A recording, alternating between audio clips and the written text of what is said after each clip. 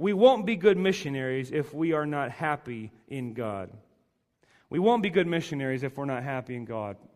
1 Peter 3 says, always be ready to give an answer to anyone who asks you for the reason for the hope that is in you. The tacit assumption in Peter's exhortation there is that you'll be living in such a way that people will ask you questions. Now, all of us are evangelists. We're wired to be evangelists.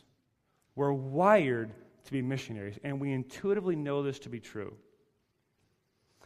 We were made not only to experience joy and the consummation of joy in the praising and exalting of something, we were made to experience the consummation of our joy in sharing that experience with somebody else. What's the first thing you do if you go to a new restaurant and they knock it out of the park and the food is amazing? What's the first thing you want to do? You want to go tell somebody. They have the most unbelievable bacon blue cheese burger. You got to go there. It's incredible, man. It was dripping off my face. I was like, oh, so good. You got to go try that. Now, I didn't willpower myself.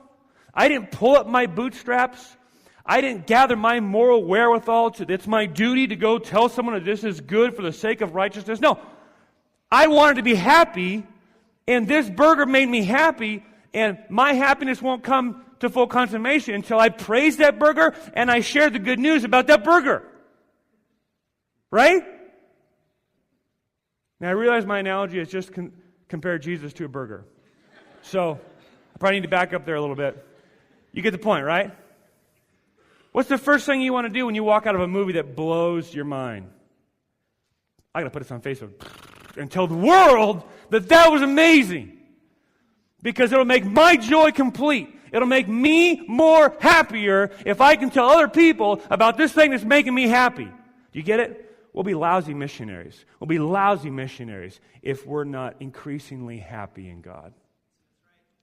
Because missionary work will look like you doing your duty out of guilt, or because I strong-armed you in the pulpit, or because you have to do your duty to fulfill some checklist of righteousness deeds that you made in your head so God will approve of you and be happy with you and accept you. So mission becomes duty, and it's chewing the gravel duty that you do out of guilt, not out of joy. I don't want one missionary out of Grace City Church going, well, I guess I got to do this.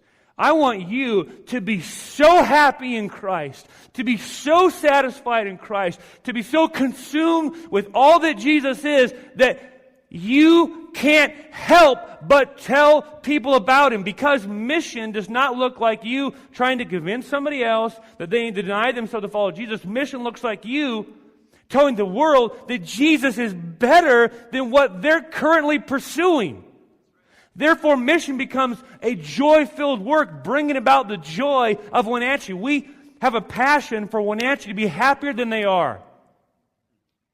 And if we're passionate about that, that means we need to work and labor and suffer and strategize and pray and plan and orient our lives around helping them see that Jesus is better than whatever they are worshiping currently. So we'll be lousy missionaries